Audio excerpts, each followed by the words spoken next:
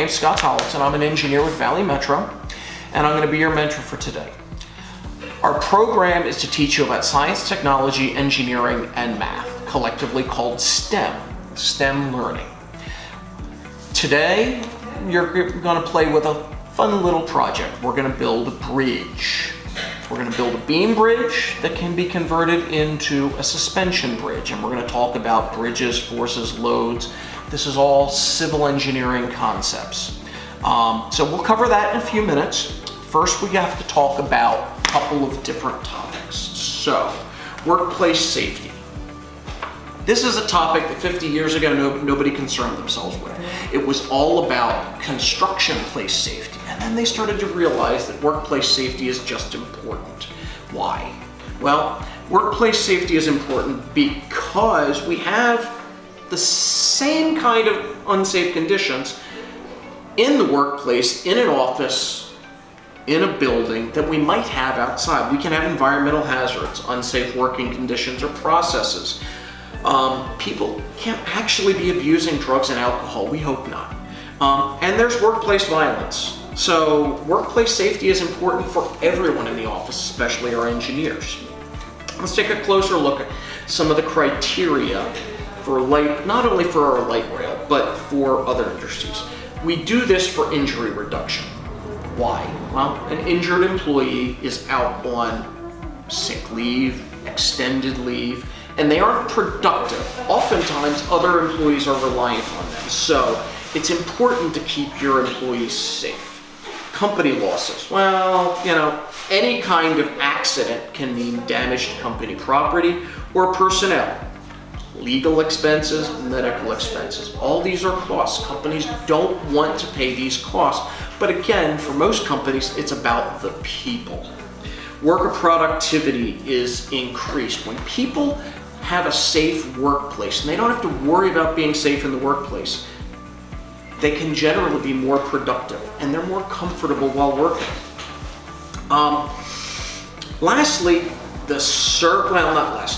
Services and product quality will continue to improve because again, people can concentrate on the quality issues. The other thing is safety should be integrated in there. Company's reputation often will improve greatly when a company is safer. Companies that have a lot of accidents, injuries, people out because they're injured, they don't look as good as a company who takes and puts safety as a priority. Production loss and worker distraction. It can lower the injury rate, it reduces costs, it can reduce absenteeism, and it can actually reduce turnover. Turnover is big for companies because not only do they have to replace you, they have to retrain you. And oftentimes your interaction with other employees is different. So companies have a lot of safety rules. They address behaviors, safe things to do, safe things not to do. And these are all important, and as a general statement, the general department safety rules should be followed. So before we go forward, here's a brief recap of the 5 core elements of successful safety programs. You develop a safety culture. It's not just rules that everybody has to follow. You want it to be positive and proactive. It's a culture that everyone embraces. Employee training and empowerment. Everyone should be trained on how to be safe, how to recognize unsafe conditions, and they should always be willing to step up and point out when safety is not being taken care of. They're empowered to take control of it. Hazard identification and control systems. How do you identify what a hazard is? Are there tripping hazards on the floor? Are the chairs going to roll out from somebody? Is the recline not safe? Will it allow them to drop completely back? Are scissors dangerous? Are pencils dangerous? Are there other sharps around? A focus on compliance. Even with the best safety culture, if you don't enforce compliance, then people become lackadaisical and people will do things that are unsafe and they won't care about it, and the culture will fail. Continuous improvement. It sounds like safety is something that you could stop when you're safe, but it's not. You always have to be striving to improve the safety of the office, the safety of other personnel. You always have to be striving for continuous improvement, because if you don't, then things will fall back into needing to focus on compliance and needing to regenerate the culture. The leadership and the organization of your company have to buy in. They don't just have to buy in, they have to be part of the culture. These are the directions for actually putting together a beam bridge and a suspension bridge. The beam bridge is a suspension bridge simply without the cable. What you need is apparently 1, 2, 3, 4, 5 straws at least that you're going to cut the bendy part out of, and you're going to tape together using, we've got painter's tape, and I would recommend that you guys don't use a knife. So are there scissors in there? I will use the scissors to do the cutting. So first thing you're going to do is you're going to cut the longest section of straight to be usable. That's going to be our beam bridge. These are going to be the towers. So 1 pink and 1 orange for 1 tower, and then we're going to cut the shorter piece to separate the bottom of the tower, and I'll show you how that goes together very quickly. So you take a piece of tape and you lay it down, and you lay the 3 side by side, and don't get them all stuck together too badly. And then you put the tape down on it, pick the 3 of them up, wrap it around, and wrap it around tightly. And there you have a tower, but now you want the top to be together. So you take another piece of tape, and this time you want to make sure that you wrap at the very top. So you wrap it up at the top, because we're going to support a piece of string from the top, or rather a piece of thread from the top. So that makes 1 tower very quickly. Now we're going to do the same thing again. A pink, or a red, and an orange. And then we're going to take this little pink one, and we're going to do the same thing. We're going to lay them out like, oops, pinched it. I'm going to lay that out. We're going to take a piece of tape. I'm going to squeeze them together nice and neat. Put the tape down on it. Make sure they're fairly tight. And then you've got your tower. Take another piece and wrap it up top. Again, these don't have to be perfect to prove the point. So now we have 2 towers and we have a beam in the middle. The next thing you're going to do is you're going to take a piece of thread. Now, I've already measured out roughly how long a piece of thread I need, but I'm going to cut this one plenty long, just to be safe. And what you want to do with that piece of thread is tie a paper clip to each side. So that's a paper clip. And all you really need to do is a double overhand knot. So I'm going to get the string out of my way,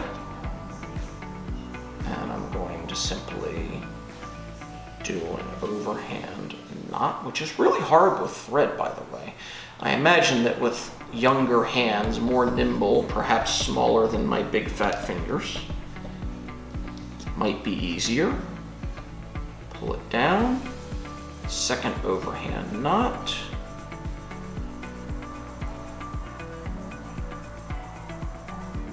You should be able to pull on it without the thread coming out. Now you're going to go to the very other end, and you're going to do the same thing. You're going to take a paper clip, you're going to use your eyes, and you're going to thread it through like you might a needle. And now this time, you're gonna wanna check, because you're going to have a distance. You're probably going to be doing this with chairs.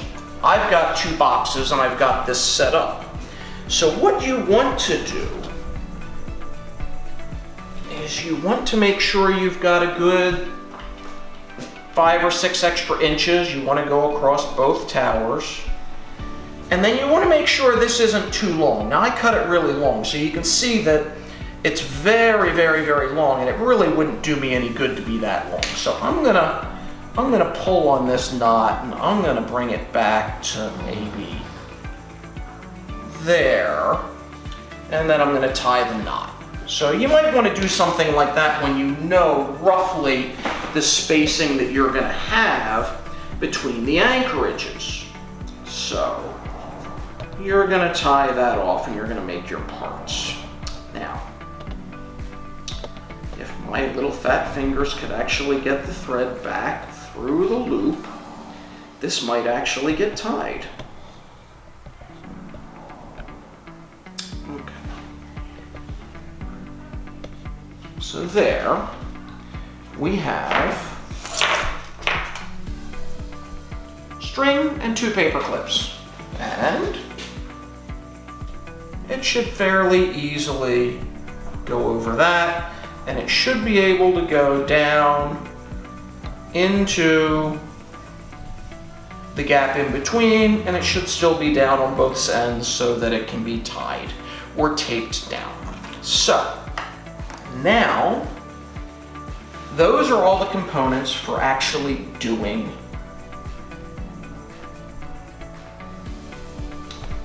the bridge. Now, how do you actually make the cup weights? So that's really simple. I've made one here, but I'm going to show you how. You simply take a paper clip, bend it open, and pick a spot roughly halfway, poke a hole right under the rim, right there, and then go roughly, try and split the cup in half. Poke another hole, there we go. So now you got 2 holes. Now you want to turn the paper clip into what's going to support it. You want to make it a handle, just like for a bucket.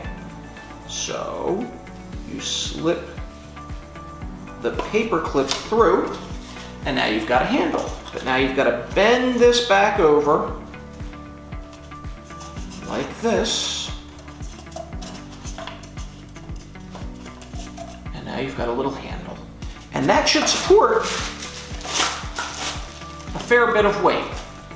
A lot more than you're probably going to need to test the beam bridge. So weights, coins, you can use paper clips, you can use rocks, pebbles, anything that you have around will be useful as weights. And what you want to be able to do is put them in individually, one at a time, so that you can test the bridge to failure. So to that end, you probably want to have a second beam. So I've got 2 towers and a beam, but I've got set up over there another one. So I'm going to use the purple beam when we do the suspension part, and then I'm going to use the blue beam when we just do it as a beam bridge. So what do you say we find out how much weight the beam bridge will hold? I don't know the answer to this yet. So we're going to hang a couple in there. Nice and easy. Shall we use pennies? Anyone want to guess how much change this straw will hold? Now mind you, it's just sitting here. We've got it roughly centered. There's 2 cents, 3, 4, 5.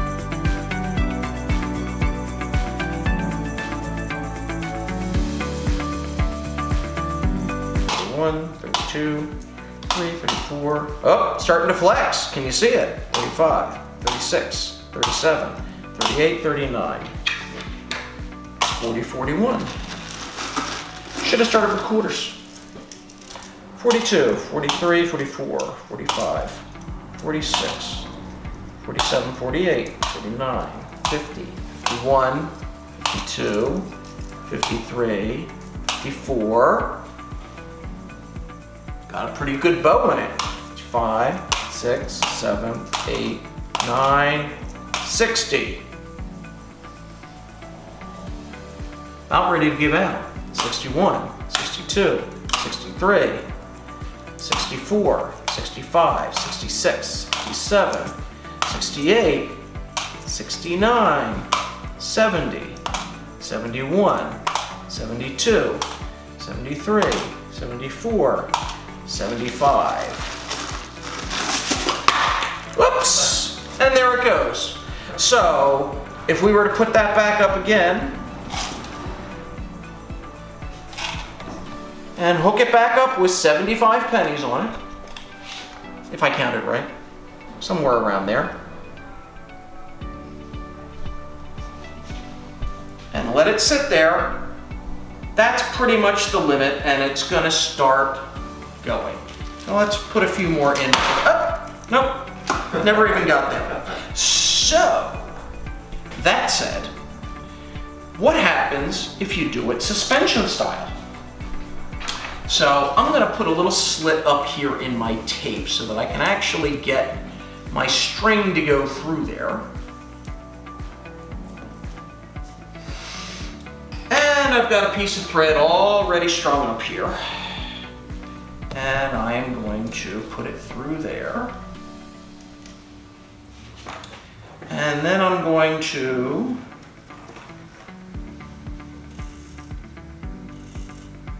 pull that up tight. And we're going to take the purple one, which is really no different, it just hasn't been bent yet. And we're going to put this, it's a little shorter apparently. Oh my, oh you know what? Did we cut it that short? They're the same length, how did we do that?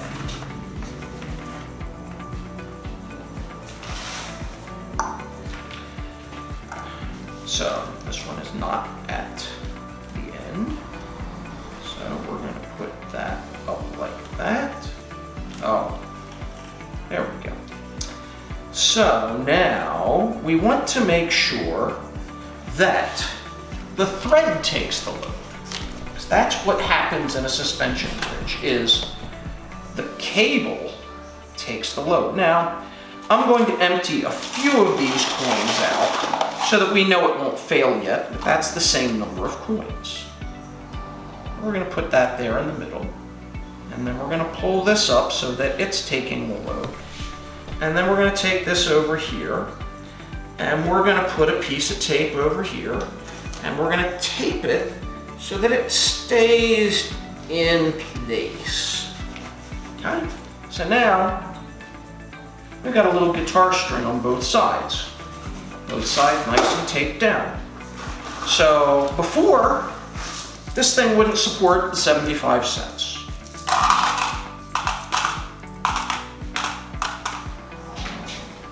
That's flexing a little. But I'm guessing that all the pennies will go in without any problem. So we're just going to take all the pennies and scoop them in and just...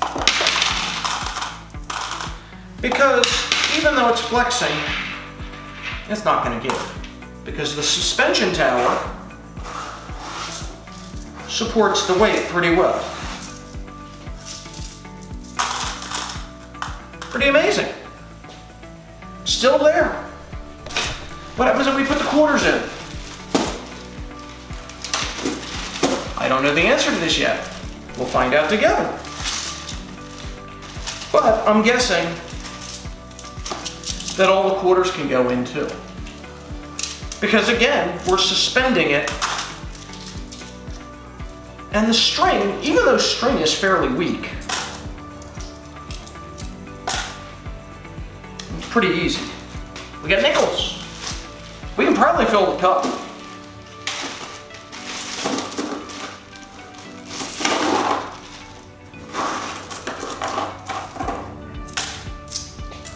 Oh, look at that. We actually creased the bridge because the string is stretching. And now we have a failure of the suspension bridge.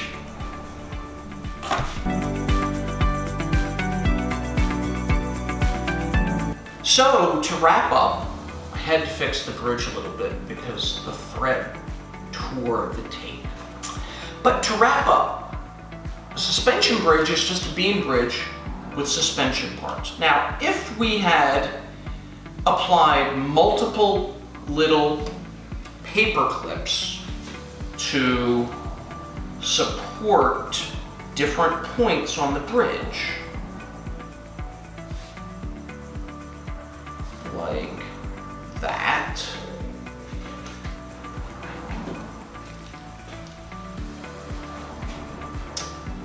and like that, we could have created a true suspension bridge. And as I break everything, you guys can giggle.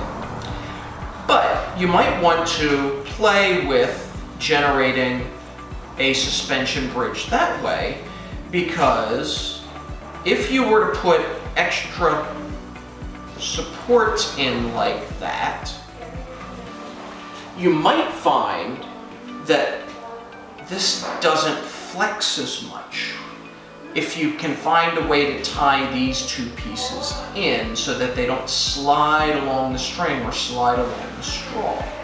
You can generate much more rigid areas.